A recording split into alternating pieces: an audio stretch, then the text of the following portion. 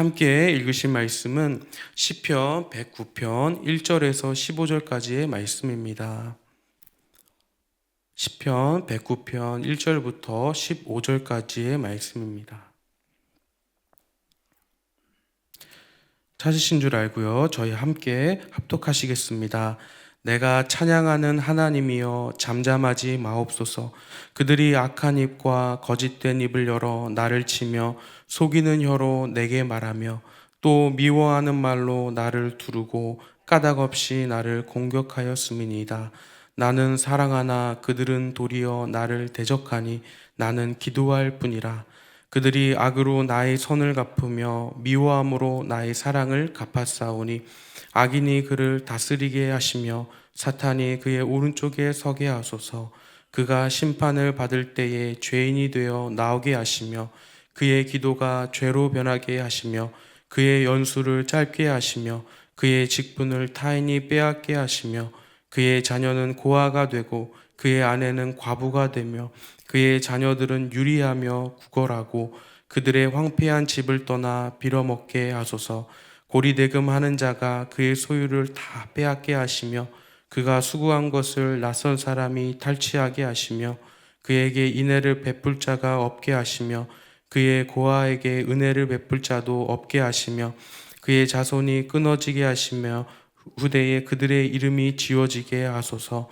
여호와는 그의 조상들의 죄악을 기억하시며 그의 어머니의 죄를 지워버리지 마시고 그 죄악을 항상 여호와 앞에 있게 하사 그들의 기억을 땅에서 끊으소서. 아멘. 함께 묵상하시겠습니다. 말씀을 나누겠습니다.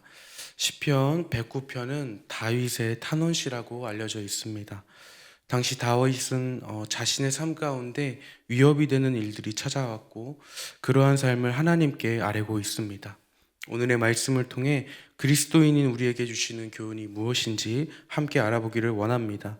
1절과 2절 말씀을 읽어보겠습니다. 내가 찬양하는 하나님이여 잠잠하지 마옵소서.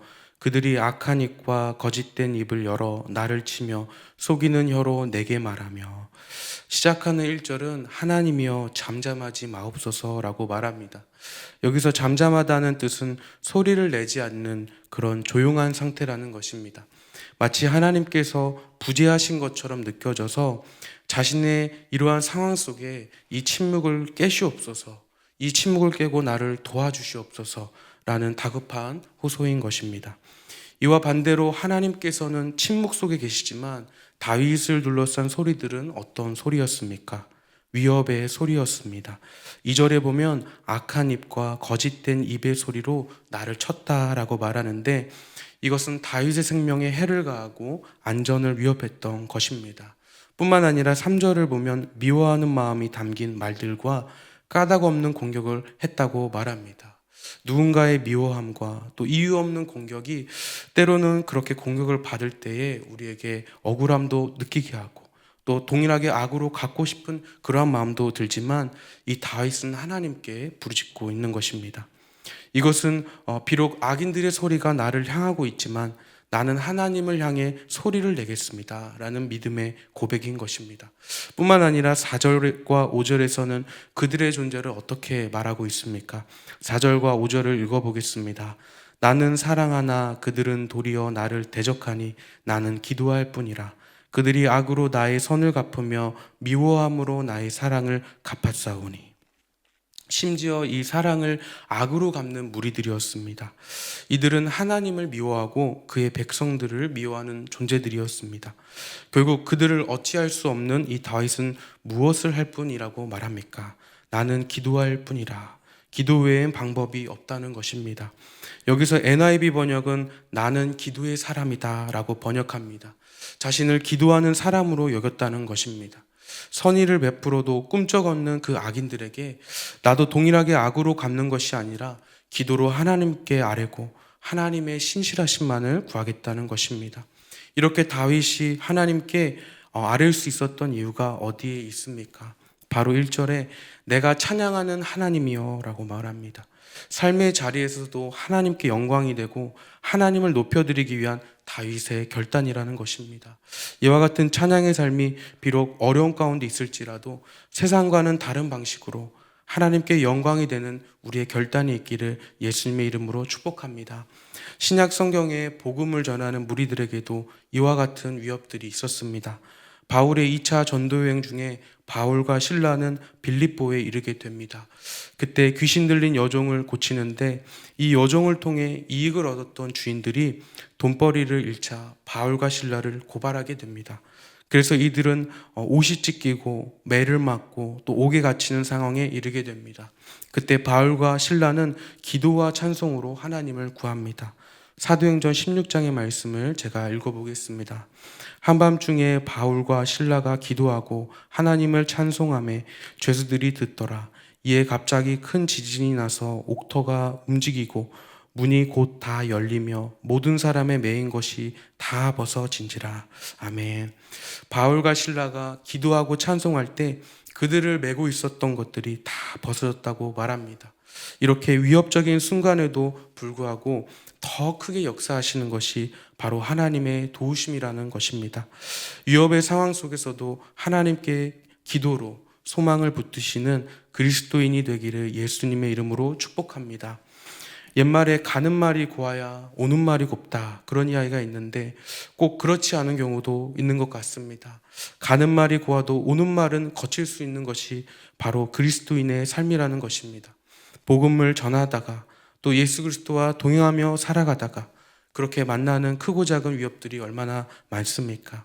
그러나 우리는 나를 살리신 주님의 은혜가 있기 때문에 주님 안에서 우리의 언행을 고민하는 존재가 바로 그리스도인이고, 육신의 소욕과 성령을 따르는 삶 사이에서 갈등하는 사람들이 바로 그리스도인이기 때문에 우리는 기도로 도우심을 구해야 한다는 것입니다.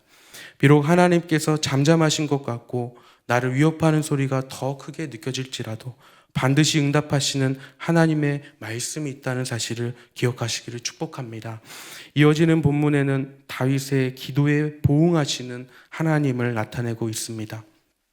흔히 학자들은 이것이 다윗의 저주의 기도다, 그런 이야기도 있고, 또 아니다, 이것은 악인들이 다윗에게 했던 말이었다, 그렇게 주장하는 학자들도 있습니다만, 초대교회는 이 다윗의 기도가 예수님을 대적했던 가룟 유다에게 응한 말씀이라고 합니다.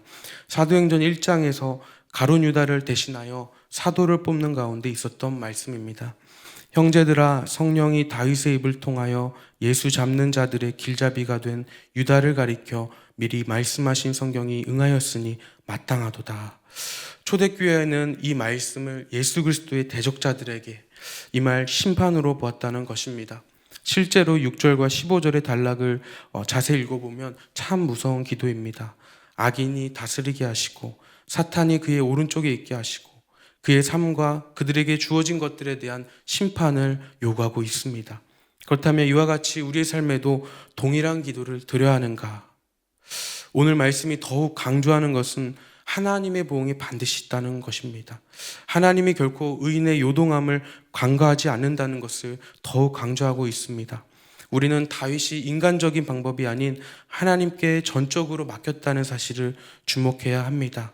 뿐만 아니라 오늘 다윗의 이야기는 초대교회가 바라본 것처럼 예수 그리스도의 이야기임을 우리에게 전하고 있습니다. 악한 입으로 위협하고 이유 없이 공격하고 사랑을 건네나 악으로 갚았던 그런 고난의 현장에 계셨던 분이 바로 예수 그리스도시라는 것입니다. 하늘의 모든 영광을 버리고 모든 위협 가운데 자신을 내어주셨던 예수님의 은혜를 다시 한번 바라보게 만듭니다. 더 나아가 자신을 위협하는 순간에도 저희들은 죄가 없다고 용서해달라는 예수님의 기도가 우리에게 보이신 기도임을 바라봅니다. 이에 예수께서 이르시되 아버지 저들을 사하여 주옵소서, 자기들이 하는 것을 알지 못함이니이다 하시더라. 그들이 그의 옷을 나눠 제비 뽑을새 백성은 서서 구경하는데 관리들은 비웃어 이르되 저가 남은 구원하였으니 만일 하나님이 택하신 자 그리스도이면 자신도 구원할지어다 하고. 이처럼 자신을 위협하는 자들마저도 모두 하나님 앞에 용서함 받기를 원하셨던 예수님의 마음이 전해지시기를 축복합니다. 이것은 오직 우리의 능력으로 품을 수 있는 마음이 아니라 오직 하나님께서 기도하며 부어주시는 은혜인 줄로 믿습니다.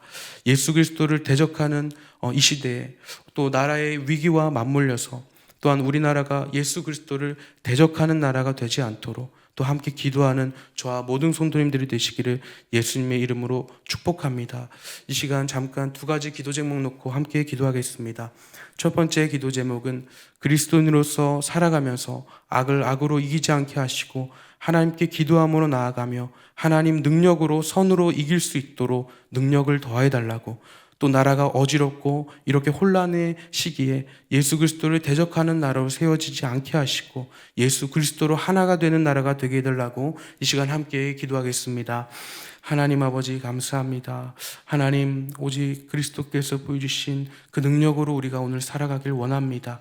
하나님, 때로는 우리의 삶 가운데 하나님 넘지 못할 산이 있고 아버지 외부의 핍박과 또 복음을 전하는 일에 아버지 모든 어려움이 있습니다. 하나님, 우리가 세상의 방식을 따라 세상 가치관을 따라 살아가는 것이 아니라 정말 하나님께 능력을 구하며 하나님 주시는 마음으로 기도의 자리에서 부어주시는 은혜로 나아가길 소망하오니 우리 모든 성도님들께 그러한 능력이 넉넉히 임할 수 있도록 주님 붙들어 주시옵소서.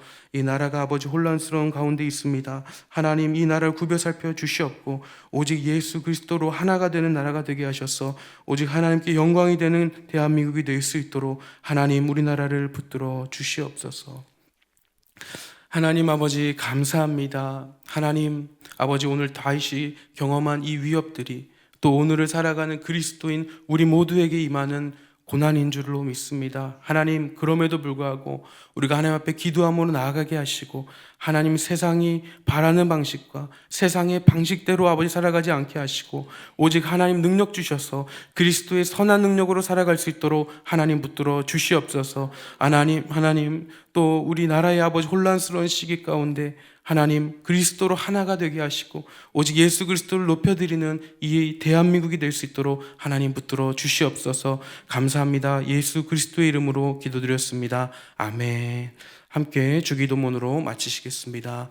하늘에 계신 우리 아버지여, 이름이 거룩히 여김을 받으시오며 나라가 임하시오며 뜻이 하늘에서 이루어진 것 같이 땅에서도 이루어지이다. 오늘 우리에게 일용할 양식을 주시옵고 우리가 우리에게 죄 지은 자를 사하여 준 것 같이 우리 죄를 사하여 주시옵고 우리를 시험에 들게 하지 마시옵고 다만 악에서 구하시옵소서. 나라와 권세와 영광이 아버지께 영원히 있사옵나이다. 아멘.